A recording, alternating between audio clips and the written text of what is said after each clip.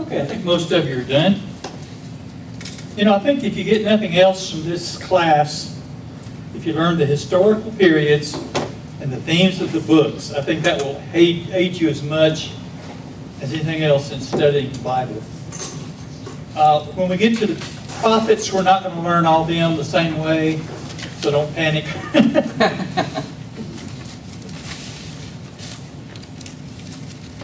You know, I think if we're going to take time to have Bible class, we ought to make ourselves learn something. You know, if you take a class at college, you expect it to learn something. Well, I think we ought to expect more of ourselves, so that's why we're doing this. You get to grade your own paper, so no harm done. All right, see what you got. A, kinsman redeemer is? Ruth. Ruth, okay, A, 8. B, wilderness discipline? 4, Numbers. C, making the people holy? Leviticus. 3, Leviticus. The reign of King David? 10, 2 Samuel. E, Israel and Judah turn away from God to worship the gods of Canaan?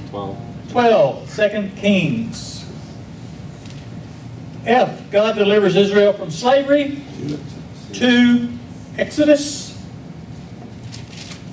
G, origins? 1, Genesis. H, warnings to remain faithful? 5, Deuteronomy. 5, Deuteronomy.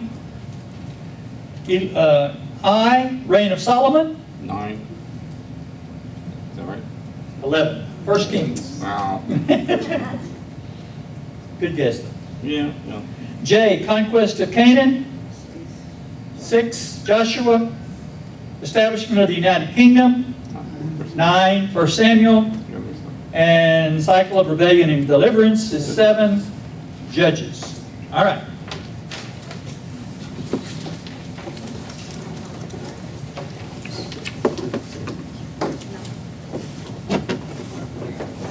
So 50% would be what, a D minus? 10% would be what? Well, at this point, we'll give you a D on it, okay?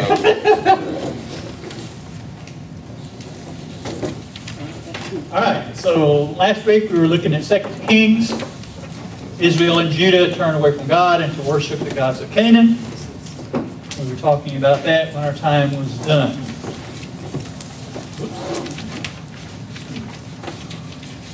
And this book talks about the destruction of Samaria by the Assyrians, in 722 BC, the origin of the Samaritans, and the invasion of Judah by Babylon, 586. That's the first invasion. And then Daniel and his friends were taken to Babylon in 605. I don't know if that was in your notes last week. In 605 was the first invasion, and that's when the Babylonian... See, I never did correct that, did I? Yeah, I changed it. Okay.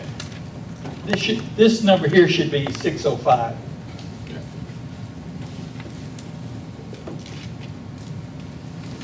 And then in 586 was the second invasion. The Israelites had rebelled against Babylon. They refused to pay tribute. And so King Nebuchadnezzar marched his army into Israel. He surrounded Jerusalem. He destroyed the city and the temple.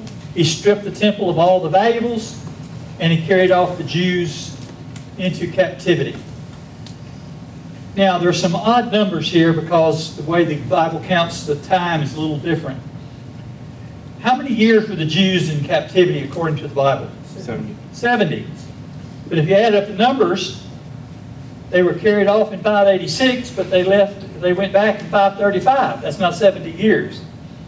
The actual time it counted from was when Daniel and his friends were first carried to Babylon in 605. That is 70 years. So that's why there's a little bit of a discrepancy there.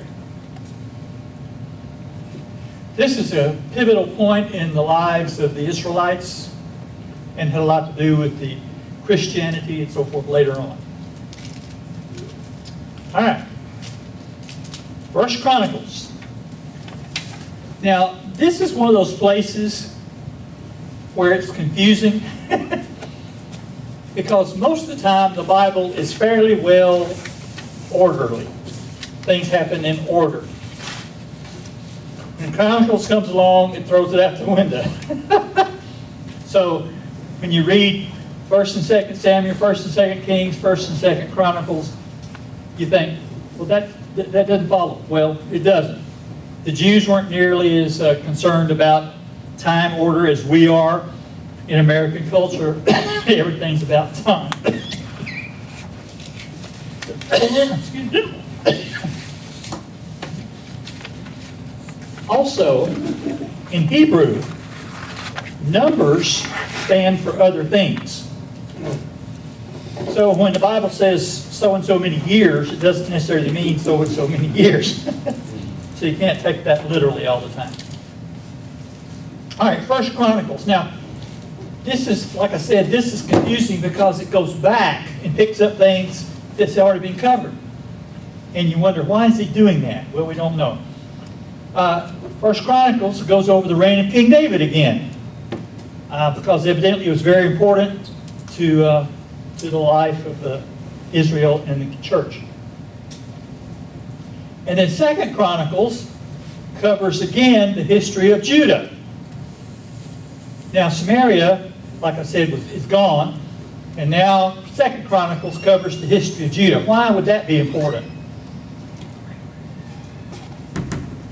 Because the Savior came from the... Yeah, because Jesus came out of the tribe of Judah and the country of Judah, and that's where the temple was. And so all the important events came along following that. So that's why he goes over this. Like I said, when you read through those 4 books, you have to be aware that it's not meant to be taken chronologically, because it's just not. All right, this is one of the most famous archaeological relics in history. Ordinarily, when the Bible prophesies something, particularly people, it says somebody is coming, the Messiah is coming, the King is coming, so forth. It very rarely names that king. It says, in these days, then this person will come. Now, if I got up here tonight and said, I am a prophet, and I prophesy that in 57 years, there will be a man preaching in this pulpit here, how impressive would that be? Not real good. You know, there's a good chance there will be somebody preaching in the pulpit here in 57 years. But if I said a man by the name of George Smith, and he'll be 47 years old, and he'll grow up in Phoenix, Arizona, and he'll be preaching 47 years from today in the pulpit here, that would be impressive. This is the famous Cyrus cylinder. When all this period of time was going on, Israel was in slavery in Babylon. God prophesied in the book of Isaiah that a man, a king, by the name of Cyrus, and this is over 100 years before he's even born, but it named him, which, like I said, is pretty rare. Ezra. Was the Cyrus decree. In the book of Ezra was the Cyrus decree. Scripture says that the king, Cyrus, now Cyrus is one of the greatest kings of ancient times. Cyrus is the one who knocked off the Babylonians. Cyrus was a Persian king, and he's the one who defeated the Babylonians. Babylon was the greatest nation on the planet, but Cyrus tricked them and came in and destroyed them. But what's interesting is the Bible prophesies. Somebody read Isaiah 44:28 for me, and 45:1.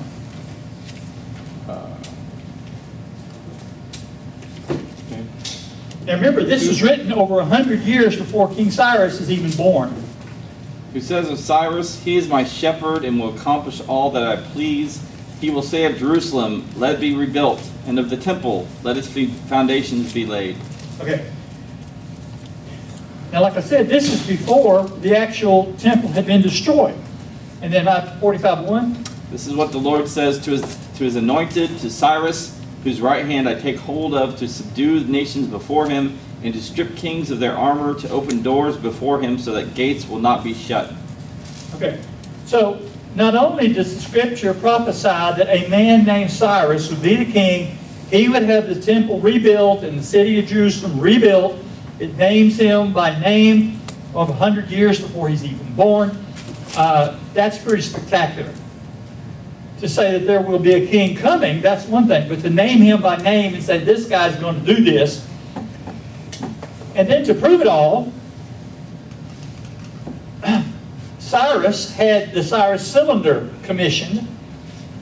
Now this thing is about yay big.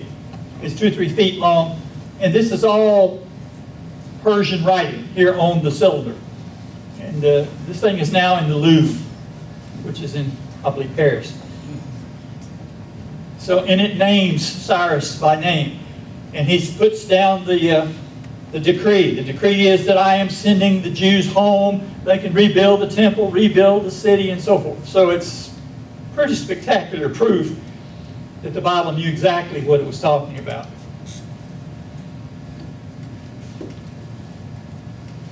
All right. After Cyrus's decree and said, I'm empowering the Jews that want to return home. Now, when Cyrus and the Persians knocked off the Babylonians, what happened to the Jews that were in Babylonian captivity?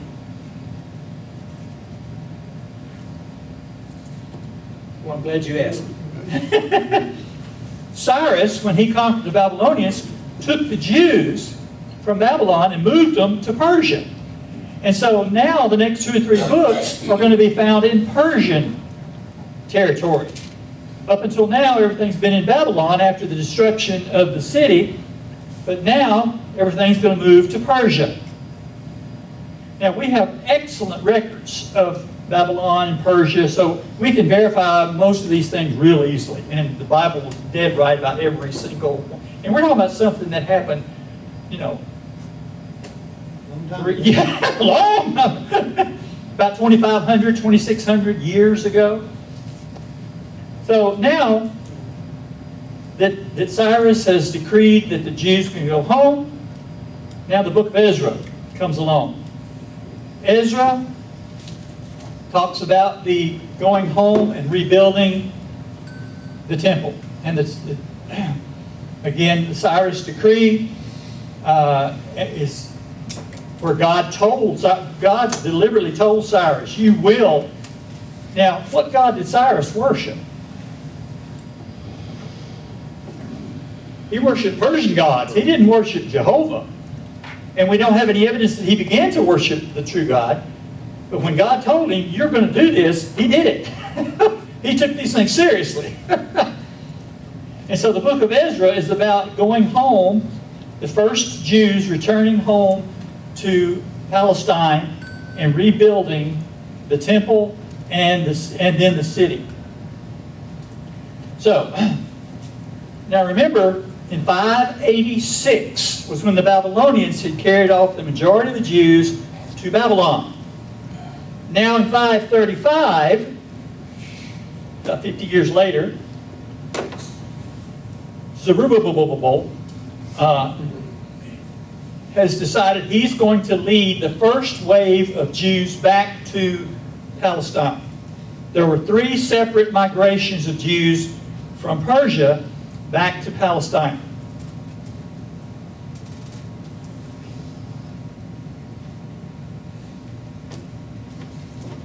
And God told them, the first thing you do when you get back to Jerusalem is what? Build the temple. Build the temple. Why? Because they need God. Yeah, because worship. Yeah, God said, I want you to put my worship first. He said, don't build your businesses, don't build your houses, don't plant your crops. First thing I want you to do is focus on building the temple. And then I will bless you. So guess what happened? They didn't do it. They didn't do it. Started building the wall. I mean, it's amazing how hard-headed these people are. God told them deliberately, I want you to go back, rebuild the temple, set up the altar, and start the worship over again. Start the sacrificial system. And sure enough, as soon as they got back, well, we better build our houses, and we better put up our businesses, and we better plant the crops. So God sent a prophet. He said, get your priorities straight. So Ezra is where God commands the Israelites to go home from Persia. Now remember, by this time, most of them were in Persia. Now God also used all this for a purpose. When the Samaritans were destroyed, when Samaria was destroyed, and the Jews in the north were carried off and mixed up with the other races, and we talked about the half-breed and so forth. But a lot of Jews scattered all over the world. When Babylon destroyed Jerusalem, and when Samaria was destroyed by the Assyrians, thousands upon thousands of Jews were scattered all over the world. Many of them went to Egypt, many of them went to Africa, many of them went to Europe, some of them went as far as Spain, yeah. Some of them went to Asia. God scattered the Jews everywhere. Why? He didn't do it by accident. He did it for a reason. Spread the word. Sir? Spread the word. Well, not yet. But eventually that right. would be the purpose. I'm sorry. Right. Yeah. Not Now we're talking about something that's going to happen 600 years down the road. Again, how old is America? 250 almost. How much? 249. Okay, about 250 years. And we think that's a long time. This is 3 times longer than that. And God scattered these Jews. They went everywhere. They built synagogues. They built houses. Every city in the world had communities of Jews. And God had one thing in mind by doing all that. So when the gospel began to spread 600 years later, when Paul and the other preachers went all over the world, what could they do? With the synagogue. They already had somebody to preach to. Now, if you walked into a place that's never heard of Jehovah, what's the first thing you got to do? Prove you exist. So you'd have to teach them all that stuff that the Jews already knew. So by having Jews in every city in the world, when Paul and his guys got to town, what did they do? They went to the Jews. They knew where they were. Where would they be? Synagogue. Synagogue. And so every first day of the week, they would all run. The second day, every 7th day, they'd go to the synagogue. They would teach them about Jesus. And then the Jews there would help spread the gospel in the entire area. That's the pattern they used. Well, that was all part of God's plan. It's amazing how God worked all that. I mean, 600 years ahead, He made provisions so this could be done. If that hadn't happened, how long would it have taken to evangelize the world? Who knows? But it was done in 1 generation because God had made this provision 600 years earlier. And then the temple was rebuilt. First thing, they rebuilt the temple. They set up the, of course they had to have some encouragement, but but eventually the temple was rebuilt and they began worship. And the Jews are coming back to Israel, and they're rebuilding the city and rebuilding the country. And now we come to Nehemiah. Nehemiah had been taken to Persia. When the Babylonians were knocked off by the Persians took Nehemiah and several other Jews to Persia. Now some stayed in Babylon, but most of them went to Persia. Nehemiah was the cupbearer to the king of Persia. Now, what's the cupbearer's job? Make sure that king doesn't get poisoned. Yes, it's his job to make sure the king doesn't get poisoned. He brings the king. Now, in those cultures, what's the best way to get rid of the king? Poison. Poison him. If you raise a ruckus and go try to kill him, his soldiers will get you. But if you sneak him some poison, then you can take over his job. Well, Nehemiah was the cupbearer. Now, if you're the king, who do you trust the most in the whole world? Your cupbearer. He's the one guy that can do away with you. So Nehemiah became good buddies with the king of Persia. And Nehemiah was very sad. And the king says, "My friend, what's wrong with you? You're so sad." He says, "Well, I just heard from my brother. He had gone back to my homeland, and the city is still in rubble. The temple's been rebuilt, but the city itself is in rubble." Well, what's a city in ancient times without a wall? Unprotected. The wall was your first line of defense. I've been to Israel. I've been to Jerusalem.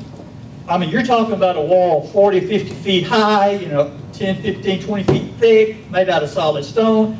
If you're sitting behind that wall, it's tough for the bad guys to get to you. So, Nehemiah told the king of Persia, "I'm very sad because the walls haven't been rebuilt. The city is still in ruins, the rubble. The Babylonians destroyed it. It's not been rebuilt. Nobody's working on it." And so the king said, "Tell you what, you take some of your countrymen, you go back to Israel, I'll give you official letters empowering you and giving you authority to rebuild the city. You can requisition materials, you can do whatever you need to rebuild the city, and then come back to me." Nehemiah said, "Thank you, sir," and he took off. And so that's how the city got rebuilt. And then Nehemiah, the story is interesting because he assigned every family a separate section of the wall. He said, "Okay, Johnson's, you build the section from this wall, this corner to this corner. And your family, you build from this corner to this corner." And they rebuilt the thing in just a couple of months. I mean, it was real fast. One-handed part of it. Sir? One-handed part of it. Because they had their hands on their swords the whole time. Well, that's true, yeah. It said because they were threatened. Yeah. There were Arabs living in the area. By the way, that's where part of the problem today comes from. There were Arabs living in the area because when the Jews had been carried off to Babylon, the Arab tribes moved in. Yes. Wasn't it possible that their captivity in Babylon helped them come time to rebuild the city because they'd probably been slaves down here and probably had to make bricks? Probably so. That's very possible. That's very possible. Yeah, they weren't just laying around in the shade in Babylon, yeah. At any rate, Nehemiah led the effort to rebuild the city of Jerusalem, and that's what they did. So the walls of the city were rebuilt.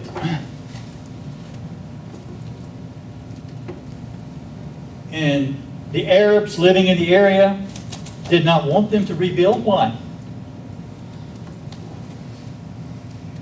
Who wanted to take over? Yeah, they wanted to control the whole area. And they knew that if the Jews rebuilt the city of Jerusalem, they would be the dominant power. And so all these Arabs and other peoples in the area told them, "We're going to fight you, we're going to attack you, we're going to assault you." And so like Jeff said, Nehemiah told everybody, "Okay, you put your sword on and you may have to fight." And he put guards out and they were prepared because of the opposition to the rebuilding of the city.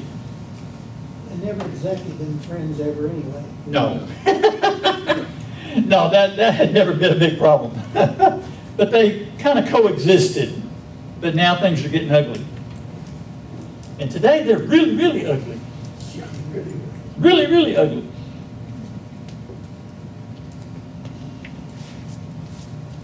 By the way, you hear a lot of false things on the news about what's going on in the Middle East today. In the first place, there never has been a nation of Palestine. Okay? There never was. When the Jews came home after World War II, at the end of World War II, the British owned that area of Israel. The League of Nations, not the League of Nations, but the United Nations agreed that they needed to provide a place for the Jews because 6 million of them had been murdered by Hitler. And there were still thousands and thousands and thousands of Jews scattered. And so they said, we need to provide these people a place or they're going to be a welfare nightmare from now on. So we need to give them. So they talked the British into turning that land back to the Jews. And so at the end of World War II, in 1947, the Jews then began to migrate back to Israel. When they got there, there were these Jewish tribes, these Arab tribes. Now again, there was no nation. No. They want you to believe that they had a nation there for 1,000 years. That's not true. They were just isolated tribes all over the country. They didn't work together. They just existed. When the Jews came back, they said, oh no, we're going to lose our land. So they all banded together and attacked Israel. Well, Israel had some brilliant military commanders. And they were supplied with enough British and American weapons. They were able to win the war. And ever since then, the Arabs have said, that's our land, that's our land, that's our land. And so that's what's going on today. They are claiming they own the land. They never did own the land, technically.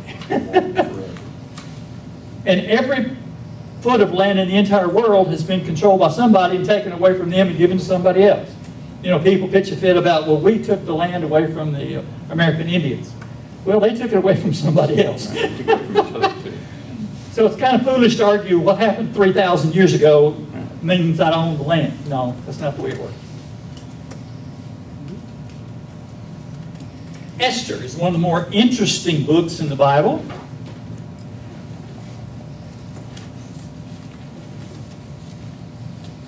What's that word I told you about at the house?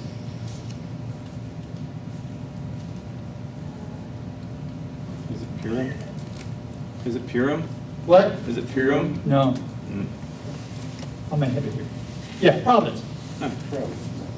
Rhode Island. What is the Providence? What is Providence? You mean other than a town in Rhode Island? Yeah, other than a town in Rhode Island. What is Providence? You almost take it literally, it's provided by somebody. All right. What is the providence of God? That's the theme of this book. Now, Esther was taken to the capital of Persia. The king's wife got the bright idea that she wasn't going to do what he told her to.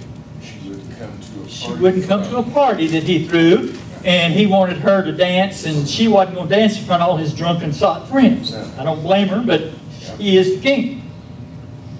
Well, naturally, his advisors said, you can't let her get away with that. If you let the queen get away with not doing what you order, what's going to happen? All the other wives are going to rebel. All the wives in the world go crazy. We're the most powerful nation on the planet. You're the most powerful king. And if your wife refuses to do what you tell her to do, man, chaos is going to erupt and the whole world will collapse. I love the way it words it there. I mean, they make it sound like the end of the world is coming if you don't get control of your wife. So the king fired her. You're no longer the queen. You're no longer my wife. You're out. I'm going to replace you with a younger model that follows orders. I always wonder what happened to Vashti after she got deposed. That's a good. She was probably. She was exiled, I'm sure. Right. She was probably. What do you call it when you kicked out of the country? Right. Exiled. Exiled. She was probably exiled, but we're not sure. At any rate, the king brought in a bunch of good-looking young girls from all over the empire. I mean, Persia controlled most of the world. And one of the girls was a Jewish girl by the name of Esther. And she was trained to be the next queen. The king brought in all these good-looking women, and he was going to train them, and then he was going to spend one night with each one of them, and then pick the one he wanted to be the queen. And I love the regimen they put her through to make her good-looking. A year of beauty. It's like 6 months of certain kind of beauty treatments and another 6 months. Total is a year, yeah, but 2 different treatments, I think. At any rate, if that worked, she must have been one good-looking chick. At any rate, the king calls her in. Finally, it's her turn. She has her night with him, and he just fell in love with her. He thought she was wonderful, and So he made her the queen. Now, providence of God means all the things that God works together to accomplish his purpose. Now, God knew that something terrible was going to happen. What was it? The slaughter of the Jews. The slaughter of the Jews. The king had an important advisor by the name of Haman. And he was second only to the king. And he was very proud of his position. Well, there was a Jew on staff. And the Jew did not give him the proper respect. So Haman gets the bright idea, well, I'm just going to slaughter the whole nation. I mean, you talk about a vengeful spirit. One Jew offends you, and you're going to slaughter every Jew in the world. So he got the king to agree to a date. And on that date, every Persian in the country could kill Jews and wipe out the entire Jewish nation. God knew that was coming. And so God began to arrange things to prevent that from happening. And when Esther became queen, Haman got the bright idea that he was going to carry out his orders. And Esther used her influence, and she prevented the destruction of the Jewish nation.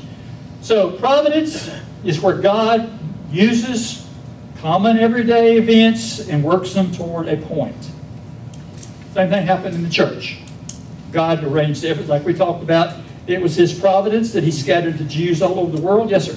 I was just going to say there's an interesting fact about Esther. Although all the providence of God is evident all the way through the book, God is never mentioned. That's a good point. Yeah. Yeah. Only book where he's not mentioned. God's name is never mentioned, which is interesting. Why do you suppose that is?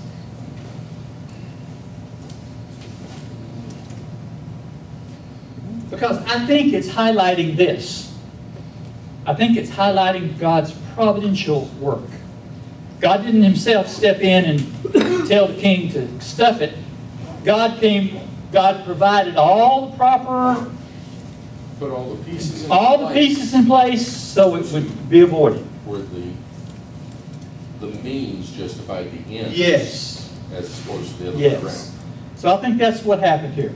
So the book of Esther, the theme is the providence of God. God working all the history and all the royalty and everything together to accomplish. He had to get rid of the original queen. He had to bring in Esther. He had to get, dozens of things had to work exactly right for this to work out.